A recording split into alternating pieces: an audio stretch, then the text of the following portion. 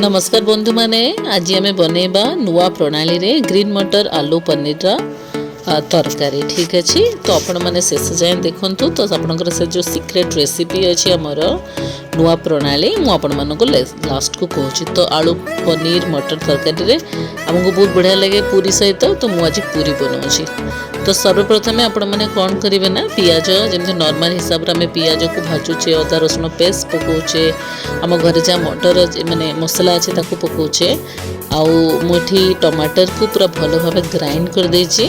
ठीक है तो ताकू टिके भल भाव पकईदेवा हलदी लुण जहाँ जहाँ मसला मैंने जो मसला भी पकाउे धनिया गुंड मेथी गुंड जीरा गुंड जहाँ जहाँ अच्छे ताकू आम पकईके रखिदेवा। ठीक अच्छे तो ताकू टिके फुटिया पे दबा एक्चुअली जो टमाटर कंचापण अच्छे सी भी पलैब।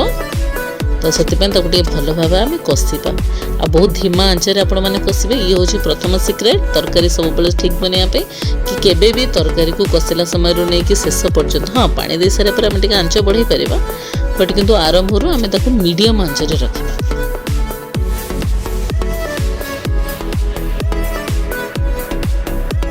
देखो तो भल भाव ये गला तो आम बाकी सब जिनस पकईबा आलू पनीर को पकईदेवा आम से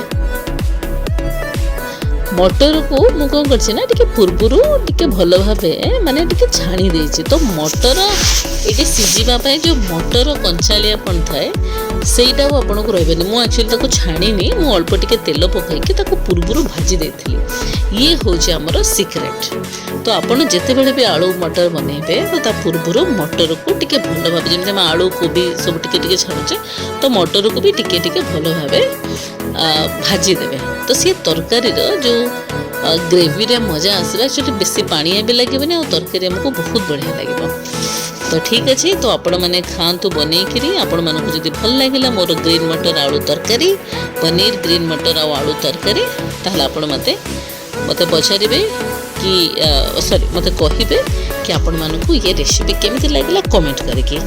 ठीक अच्छे ओके तो आपण मैंने बहुत एंजॉय करंतु सब बेले घरे घर खाइबा खातु घरे बनईकरी खातु। हाँ मु पनीर को भी टिके छाड़ी पकई देथिली तो शेष बेलू आम पनीर पकईदेवा। तो पूरा भल भाव फुटीगला मैंने वर्तमान समय गाजर बहुत बढ़िया चलती मु गाजर हलवा भी बनई थी आपण सहित गाजर हलवा रेसिपी भी शेयर करी। तो आम गरम गरम चलतु खाइबा पूरी सहित आलू मटर पनीर तरकारी आउ गाजर हलवा रुटी सहित भी खाई पारे। Bye bye thank you so much.